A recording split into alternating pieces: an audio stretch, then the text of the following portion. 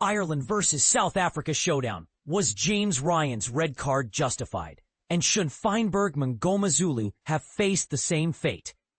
Let's dive into the drama. Picture this, a high-stakes rugby clash where every tackle and ruck could tip the scales. And in the opening minutes of Ireland's battle against the mighty Springboks, two head-on incidents spark massive debate. One player walked away with just a penalty, while the other was banished for 20 minutes, raising questions about fairness, consistency, and the ever-evolving rules of the game. If you're a rugby fan or just curious about the sport, this breakdown will keep you hooked as we unpack the controversies that had fans divided and officials scratching their heads. But here's where it gets really interesting. Were these calls spot on, or did they highlight a frustrating lack of uniformity in how high contact is judged? As Ireland and South Africa locked horns in what promised to be an epic autumn international encounter. Check out the live updates here, www.telegraph.co.uk/rugbyunion/2025/Ireland v South Africa live score autumn international. It was no surprise that heated moments emerged early. Two key plays, both involving contact to the head, unfolded within the first 20 minutes. But their resolutions couldn't have been more different.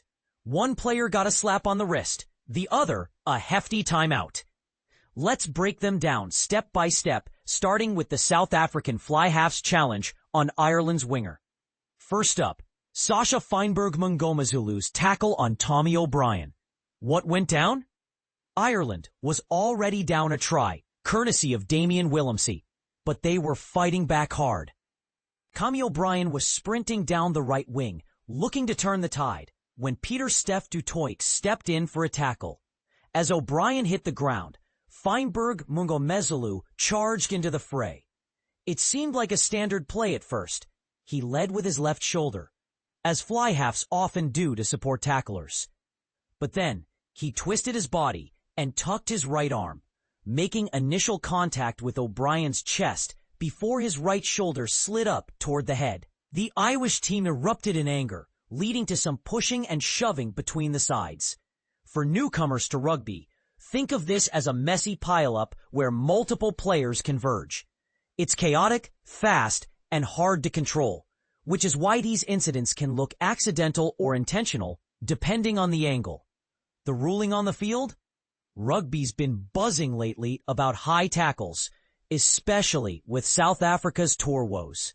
Remember how locks Lou de Jager and Franco Mostert were sent off against France and Italy for similar infractions? Coach Rassie Erasmus was reportedly puzzled by those, but this call must have been a relief. Referee Matthew Carley deemed it a penalty only, no yellow or red card. To clarify for beginners, a penalty in rugby means the offending team loses ground and possession, but the player stays on the field.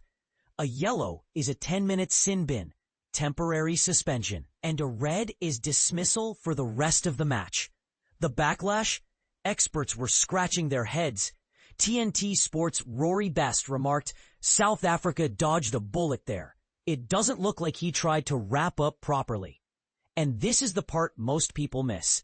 If you're not familiar with rugby, wrapping means securing the ball carrier with arms to bring them down safely, avoiding loose tackles that can lead to injuries. Our take: at minimum, a yellow should have been issued. This was tough to judge. Tackles often appear harsher in slow motion than in real time, and this one drew gasps from nearby players like Gary Ringrose. Replays suggest Feinberg-Mngomezulu was trying to wrap with his left arm, but his right arm was clearly tucked in, possibly because du Toit was already involved. Even if most of the impact hit O'Brien's chest, that tucked shoulder grazing the head should warrant at least a yellow. Some argue it merited a red for potential danger to the head. Either way, Feinberg-Mngomezulu got lucky. Imagine if this had been an Irish player. The outcry might have been even louder. Does this show a bias toward the favorites, or just honest inconsistency? We're curious what you think. Now, flipping sides, James Ryan's clear-out on Malcolm Marx. The sequence of events. Ireland thought they'd scored via tag bairn, but the play was blown dead due to Ryan's illegal intervention. The Irish lock leaped off his feet, slamming his shoulder into Marx's chin during a breakdown.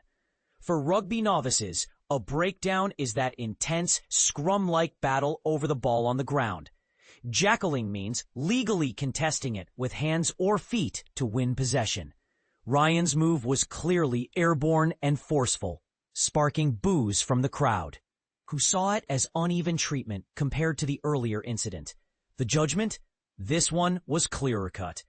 Referee Carley flashed a yellow and sent it to the bunker, the video review team. The TMO television match official, Andrew Jackson, upgraded it to a 20-minute red, noting Ryan was always illegal. Key point for beginners. The bunker can't issue full reds, only upgrades from yellows to 20-minute suspensions, which effectively shorten the game for the player but allow re-entry. The response is, TNT Sports' Brian O'Driscoll predicted trouble, noting the initial call of glancing contact but sensing it was more severe. As Ryan headed for review, O'Driscoll said he was illegal and James Ryan might be in hot water. Our take: the red card was deserved. Ryan's tucked left arm was a red flag from the start, especially coming late to the breakdown. Ireland had likely scouted Marx's jackling prowess. He's a master at stealing balls, so Ryan was aggressive to dislodge him. Ironically, Marx might have just been cautioned for being off the ball. To expand for understanding, this highlights rugby's focus on player safety.